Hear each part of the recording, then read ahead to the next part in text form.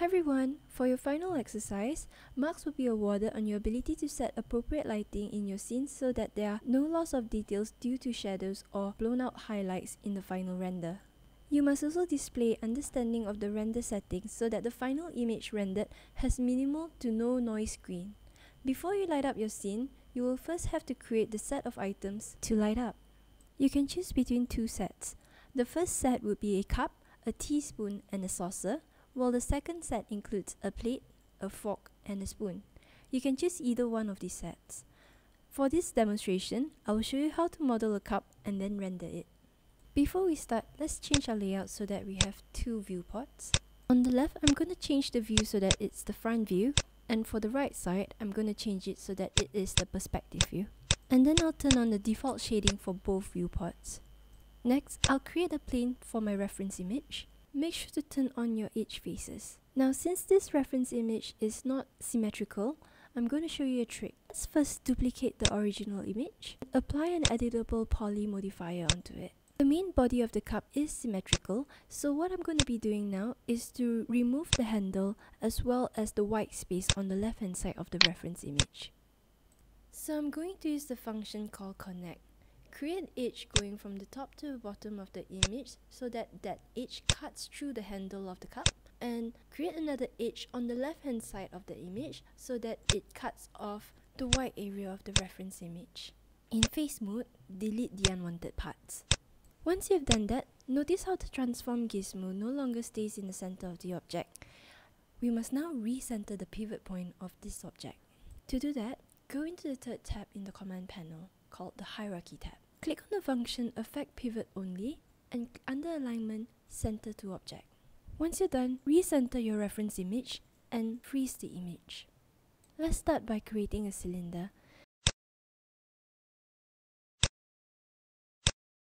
Now reposition the cylinder so that it's in the center of your stage. Remove all the height segments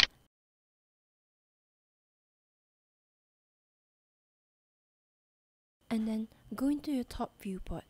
In your top view, rotate the cylinder slightly so that the very left and right edges are parallel to the y-axis. If you find it hard to rotate your object, you can turn on the angle snap function. Now extrude polygons according to your reference image. Now I can show you a trick over here. If you delete the very top face of your cylinder, you'll be left with a hole. Select the very top edge loop, and with your move tool selected, you can hold shift and drag upwards to create more faces. Once you're done, you can put a shell modifier on top of that object. Increase the inner amount to the appropriate thickness.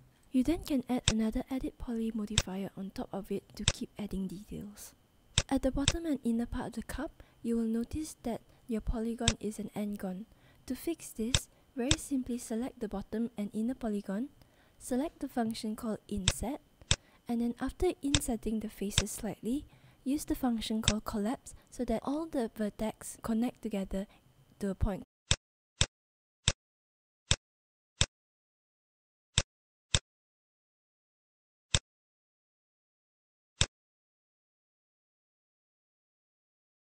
You can add a turbo smooth to preview how your object will look like. Once you're done modeling the body of the cup, it's time to model the handle. For this, we can very simply use an arc to create the handle. Make sure the shape is enabled in renderer and enabled in viewport. Choose rectangular extrusion and adjust the length and width so that it matches to the reference image. Adjust the number of interpolation accordingly as well. Remember to turn off the cap function.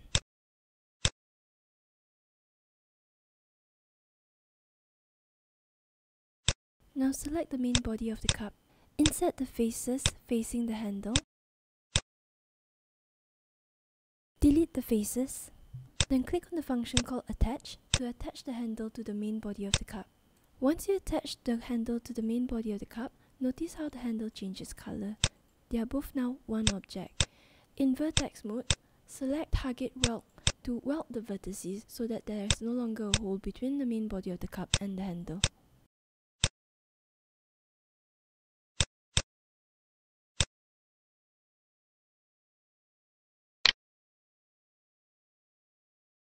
Adjust the vertex accordingly so that it matches your reference image.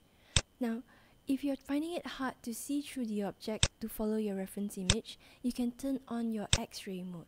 To turn on X-ray mode, press alternate X. Add edge loop when necessary so that your cup doesn't look like it's melting. And then you're done with your modeling phase. After you're done modeling, apply an unwrap UVW modifier on top of your object. If your object does not have a custom texture, you can skip this step. But I want to add on some details on the rim of the cup as well as the handle of the cup.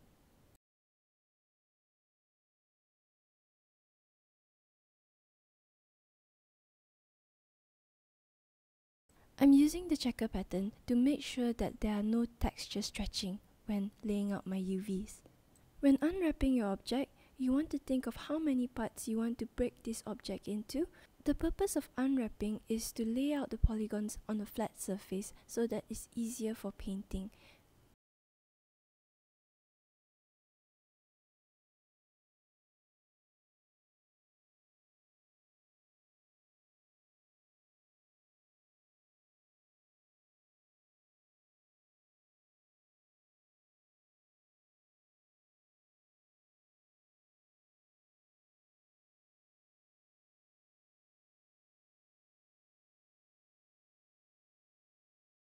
Once I'm done unwrapping, I want to click on the Tools drop-down and render out the UVW template. Save the template as a PNG file. This will ensure that your template has a transparent background. You can open up that template in Photoshop, create a layer underneath the template, and you can paint whatever patterns you want. After creating the texture, you can hide the top layer, the UVW template, and save the image as a JPEG file.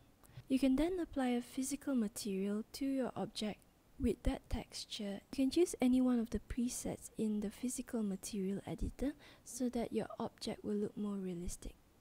You are now done with your texturing phase. Create a simple environment to put your object on something. In your render setup, choose the art renderer.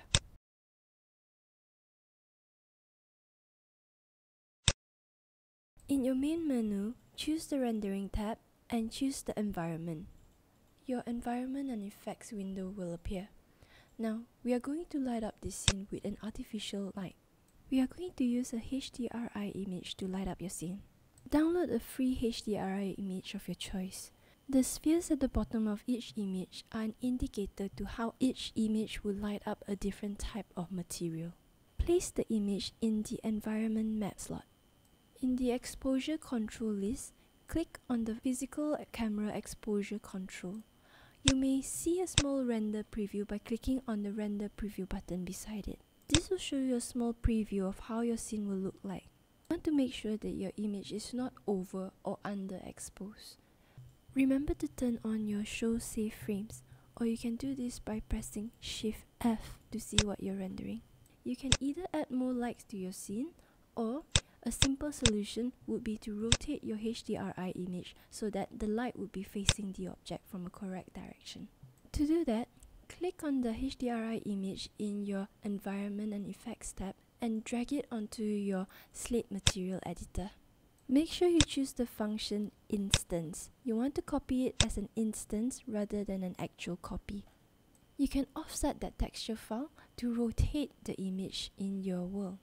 Now, if it's a bit hard to see what you're doing, make sure you turn your layout into a dual viewport layout and set the background of the second layout so that it shows the HDRI image. You can do that by clicking on Edge Faces and then choose View Background and choose View Environment Background.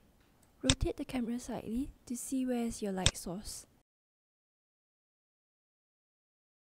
You can do a few more render previews to see if you like the lighting information as well as the shadow information before you click your render button.